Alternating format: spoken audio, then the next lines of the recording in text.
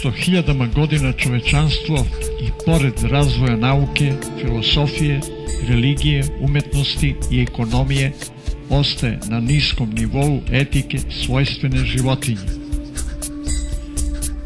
Zato što hrana životinskog porekla tokom vremena izobličuje ljudski um, gube se visoke vibracije, što dovodi do pada svesti u haotične obrasce mišljenja. Gubi se i duševnost, saosećajnost, osjećaj svepovezanosti, opšte žiteljnost. U Srbiji na planini Kopaonik izvire potpuno bistra i čista reka Toplica. Njen dalji tok se postepeno zamućuje sve više zagađenjem, slivanjem otpada i raznih nečistoća. Tako i ljudski um ima potpuno čisti božanski izvor, ali se tokom vremena pomućuje i izobličuje uticajem nečiste hrane i otrovnih ideologija.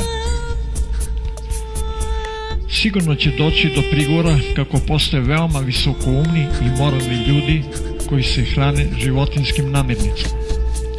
Lično sam upoznao neke od tih ljudi, ali tokom vremena takve osobe po pravilu umno i emotivno propadaju, odnosno oni koji dolaze na ovaj svet sa značajnim preduslovima vremenom padaju u sve lošija stanja, često poboljevajući od tegobnih bolesti. Takođe postoje primjeri zdravih i dugovečnih ljudi koji se hrane životinjskom hranom, ali su to oni koji žive u zdravoj sredini i urednim životom. Ipak njihov um ne dostiže zavidnu bistrinu. Postoje sredstva koja ublažavaju loše posljedice ishranom životinjskog porekla, kao što je određena muzika i plesni rituali, ali je ipak bolje ne stvarati karmičke veze sa životinjskim svetom. Krajnja svrha života i najvrednije postojanje je blaženstvo samadija ili prvobitno stanje životinjama i duševno nečistim ljudima sa nečistom podsvešću nedostupno. Na ovom svetu su vegetarijanci u znatnoj manjini, delići zajedničku sudbinu čovečanstva. Većina pripadnika ljudske rase srlja iz nesreću u nesreću tokom povesti, pritom ponašajući se kao da je sve u redu i normalno. Zapravo, čovečanstvo predstavlja slepu silu, nesvesnu svog pravog stanja, pod snažnim uticajem podsvesti kojom ne vlada, već ona vlada njime na poguban način. Veoma je teško ili gotovo nemoguće to predočiti ljudima kao posledicu načina izopačene ishrane. Jedno od osnovnih svojstava takve ishrane je upravo učinak bekstva od suočavanja, čak i do granice besa. Psihologija ljudi koji se hrane životinjskom hranom je od davnina proučena od strane duhovne elite tokom čitave povesti, a jedna od osobina je izopačeno razumevanje religije. Mnoštvo izgovora ili konstruisanih tvrdnji također karakterišu um rase mesojeda. Ovakva ishrana stvara zavisnost od alkohola, duvana i ostalih narkotika, ali i stresna stanja zbog uticaja na mozak. Sve što je neka osoba sa višim duhovnim darom, ukoliko koristi takvu hranu, stvara velike teškoće sebi i okolini, ne primećujući uzročno-posledičnu vezu hrane i stanja svesti. Sa druge strane, ljudi koji su nosili duhovni i moralni napredak čovečanstva su bili vegetarijanci. Zapravo, bez tih ljudi bi ova rasa ostala na nivou potpunog divljaštva. Gotama Buda, Gandhi, bezbroj indijskih mudraca, Platon, Pitagora, prorok Danilo, Esenij, Bogumili, mnoštvo hrišćanskih duhovnika, Leonardo da Vinci, veliki broj filosofa, Nikola Tesla, Edison, su samo neki primjeri nosioca civilizacije. Hrana ima magijsko dejstvo. Ona je sposobna da prenosi karakter svog vlasnika od koga je uzeta. U vezi toga postoji duboka tajna, poznata velikim filozofima Platonu, Pitagori i mnogim mudracima od davnina pa sve do današnjih vremena. Hrana stvara sudbinu pojedinca i čovečanstva na istračan način tokom dužeg perioda. Kod ljudi postoji široko rasprostranjena zabluda da na njihovu um i ponašanje ne utiče ono što jedu i piju. Ova osobina je tipična za alkoholičare koji izbjegavaju suočavanje sa činjenicom da su bolesni. Za svoje bolesno stanje i ponašanje će ljudi po pravilu tražiti sve druge razloge osim hrane.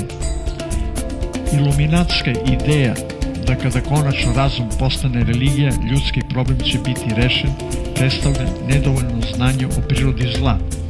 Ljudski problem neće biti rešen dokle god se bude hranio poput strvinara i lešinara, kidajući tkivo zaklanih životinja, jer takva hrana uvek iznova izopačuje i dušu. Zar je to potrebno dokazivati? Zar treba raspravljati o bezumnosti i bezdušnosti ubistva i nije li prva Božja zapovest ne ubi? Bezobzirno masovno ubijanje životinja je posljedica ugašene anahata čakre, središta osjećajne svesti. Zaista prosvetljen i obožen čovjek neće sebi dozvoliti učešće u nepotrebno izopačenoj ishrani krvlju natopljenim kivom.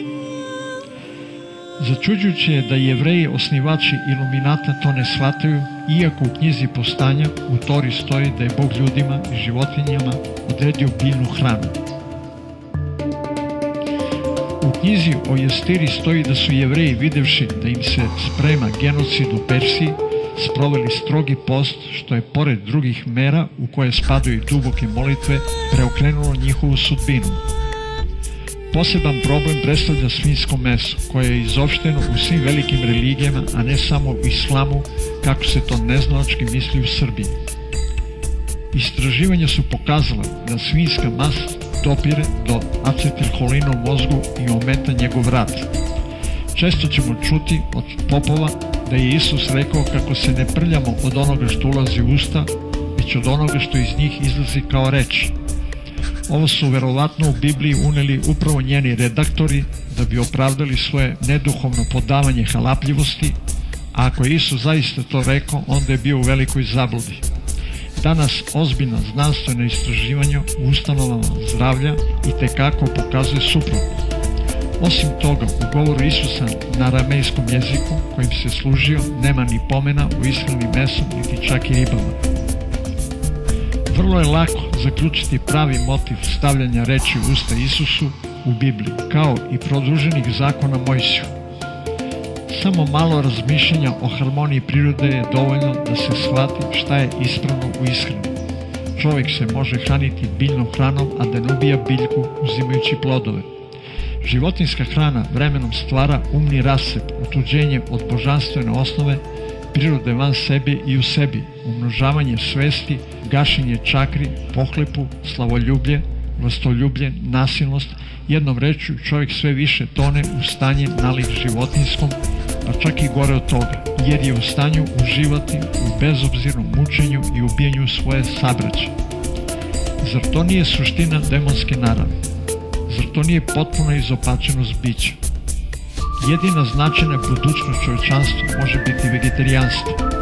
Sve drugačije će sigurno završiti paklo, kao što je to istorija bezbroj puta do sada pokazala.